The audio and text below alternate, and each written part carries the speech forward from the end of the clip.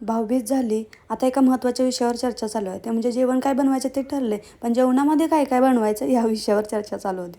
Finally ठरलं आणि आता मी मस्त तयारी करून घेतली. भरपूर असा कांदा चिरला, टोमॅटो चिरला, आलं लसूण पेस्ट आहे आणि खडे मसाले आहेत. याच्यावरून तुम्हाला समजलंच असेल की काय बनणार आहे.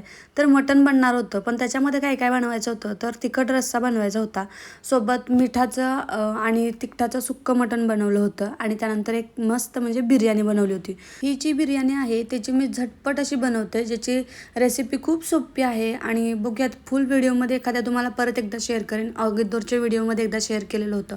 पण ही बिर्याणी एकदम पटकन बनते, पण चवीला एकदम हॉटेलला मागं टाकणारी अशी बनते बरं का. एवढे सगळे पदार्थ बघून तर पहिल्यांदा तोंडाला पाणी सुटलं आणि भूक तर खूप जास्त लागली.